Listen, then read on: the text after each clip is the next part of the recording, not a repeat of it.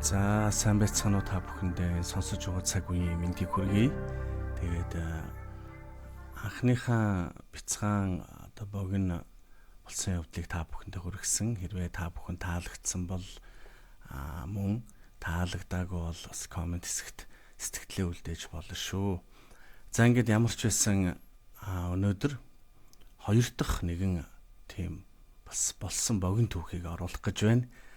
Тэгэхээр би та бүхэндээ одоо ер нь 7 хоногт өнжөөд нэг гэдэг чинь 7 хоногт 3-аас 4 удаа одоо юм болсон түүхүүдийг аль болохоор одоо та бүхэнд сонирхолтойгоор одоо та бүхнийг залхаахгүйгээр юм богинохон хэлбэрээр оруулах болно. За ингээд өнөөдрийн түүх маань одоо өөдөө шидсэн чулуу өөрийн толгой дээр хэмэх юм бас айгу тийм хүн бодууштай сургамжтай юм нэг богинохон түүх байна. За ингээд та бүхэн тоглон сууж саатан сонсоорой.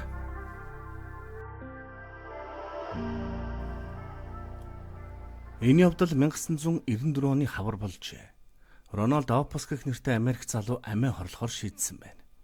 Тэрээр өөрийн захидалтаа санхүүгийн бэрхшээл болон эцэг эхтэйгээ ойлголцоогүй байдал түүнийг ийм алхам хийхэд хүргэсэн тухай бичсэн байна. Опус энэ захидлыг бичсэний дараа цонхны давтсан дээр гарч 9 давхраас доош үсэрчээ.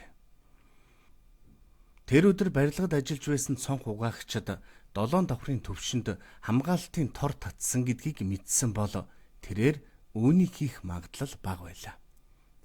Тиймээс 2 давхар доош нисээд Опус уян торон дээр унаж амьд үлдэх байлаа. Гэвчэнд гайхалтай явдал болсон юм. Бараг л хувь заяаны харгас өгөөдөл байв. Опус 8 дугаар давхрын цонхны хажуугаар нисэхэд өрөөнөөс түүний толгой руу сум тусжээ. 8 дугаар давхрын оршин суугч түүнийг буутсан байна.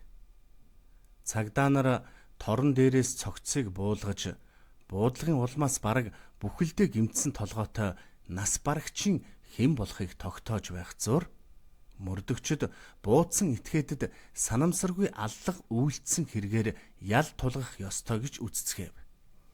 Учир нь хэрвээ тэр буудаагүй бол Рональд Опус торон дээр унаад амьд үлдэх байжээ. Цаашдын мөрдлөгөөр шин баримтууд илэрсэн байна. Ингээд эцэст нь 8 давхрын өвгөн ихнэрлүүгээ буудсан боловч онолгүй. Харин сум цонхоор гарч Рональдын толгойд туссан болохыг тогтоов. Ингэснээр мөрдөгчд энэ хэрэгт нэмэлт мөрлөг хийх шаардлагатай гэж үзжээ. Санамсаргүй аллагаас гадна эхнэрийнхээ амийг хөнөөхийг завдсан хэргийг нэмж тооцох хэрэгтэй байв. Өвгөн эхнэртэйгээ маргалдах уурлах үедээ байнга л хананд үлгсэн сумгүй бууг авч хоолсон буудалд хийж эхнэрээ айлгадаг байжээ. Энэ нь бараг л гэр бүлийн уламжлал болсон байв. Тэр хоёрын өгүүлснээр буу үргэлж хананд өлгөөтэй байдаг байсан бөгөөд хинж хизээч үүнийг цэнэглэж байгаагүй гэлээ. Тэгэхээр Америкийн хуулийн дагуу санамсаргүй аллагын хариуцлага бууг нууцаар цэнэглэсэн хүнд оногдох ёстой боллоо. Гэтэл хэн цэнэглэсэн бол? Зөрчилтэй хоёрын өрөөнд хүн л чөлөөтэй орж чаддаг байсан тул мөрдөгчд түүний найзтай нь холбогдсон олон сонирхолтой нотлох баримтыг илрүүлсэн байна.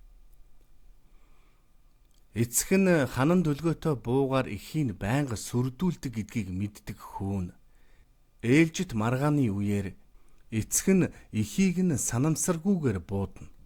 Улмаар шоронд орно гэж найдан нууцаар бууг цэнгэлсэн байв. Гэвч сүүлийн хэдэн 7 хоногийн турш эхнэр нөхөр хоёр гайхмаар тайван амьдарч өшөө авах гэсэн хүүгийн санааг ихээхэн гонсоолгох болжээ. Тэгвэл тэр өшөө авагч хаана угаан бол? Хүү чинь хаана байна гэж асуутал хаана гэж өв гэж өвгөн гайхан дуалтав. Хүү маань манай дээр 9 давхарт амьдардаг шүү дээ. Тийм ээ. Эрен сурвалжилж байсан хүн өөр хинч биш. Рональд Опус өөрөө байжээ. Ингээд Роналдо бууг цэнэглэж эцэг эхийгээ хорлох санаархал нь бүтлгүүцсэн үедээ цөхрөлдөө автан цонхоор үсэрсэн тэр байж. Гэвч түүний цэнэглэсэн сум өөрийнх нь аавын буунаас гарч түүний аминд хүрсэн байна. Тэр аавыгаа шоронд оруулахыг хүссэн ч эцэст нь өөрийгөө үхэлд хүргэсэн байна. Тиймээс амийн хорлолт үнэхээр биелсэн боловч Опусын хүснээр биш, харин хувь заяаны гажиг тохиолдлоор амиа алдсан байлаа.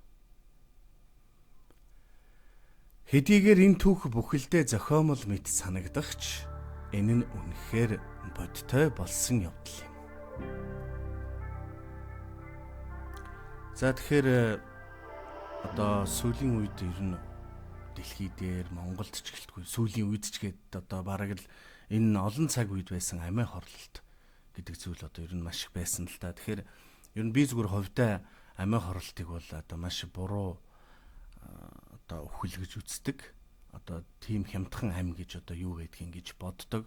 Гэхдээ бас тэр хүн тухайн үед одоо ямар нөхцөлд ямар сэтгэл зүйтэй байсныг бол мэдээж хэн ч мэдэхгүй шүү дээ.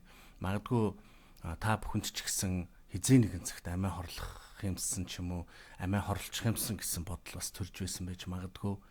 Бас надад ч гэсэн тийм үе ганц нэг бас тохиолдож байсан. Гэхдээ бид нэр яг энэ үедээ өөрийгөө маш сайхан тайвшруулад эсвэл сэтгэл зүйчдэр очдог ч юм уу ямар нэгэн байдлаар нэг тайвширсны дараа эргээд бодоход энэ бодол бол маш буруу одоо мунхаг бодол байсан гэдгийг одоо айгуу сайн ойлгож ухаардаг. Тэгэхээр хүний ам бол одоо юу таач зүрлэшгүй маш үнцэнтэй тийм зүйл. Тэгэхээр одоо ямар нэгэн цагт хинт ч юу ч тохиолдож болно. Тэгэхээр та бүхэн одоо тийм амиа хорлох ч юм уу ямар нэгэн тийм бодол хэрвээ ороод ирэх юм бол одоо ямар нэгэн байдлаар үгүйсгэж өөрөө тайвшрах, сэтгэл зүйч тандах, өөрөө хинбэ гэдгээ бодох тийм ухааныг одоо өөртөө өгөөрэй гэж хүсэж байна. Хүн бол мэдээж ганц дэлхий дээр та бид бүгд цор ганц шүү дээ. Тэгэхээр энэхүү бяцхан түүх маань бас та нарт нэгийг бодогдуулсан гэдэгт бол итгэлтэй байна. За тэгэхээр энэ одоо миний 2 дахь дугаар та бүхэн намайг дэмжиж одоо комент бичээд, лайк, шеэр хийгээд, subscribe байгай дараад тэгээд дэмжиж өгөөрэй. Би ямар ч хэлсэн та бүхнийхээ итгэлийг алдахгүй тууштай одоо гой өгүүлбэрүүд оруулахыг хичээнэ. Одоо болсон явдлууд түүхийг оруулахыг хичээнэ. Тэгээд 7 хоногт 3-аас 4 удаа та бүхэнд хүрнэ. Тэгэхээр нэлээд одоо шаргуу ажиллах болж байна гэсэн үг. За ингээд бүгдэнд нь баярлалаа. Баяр таа.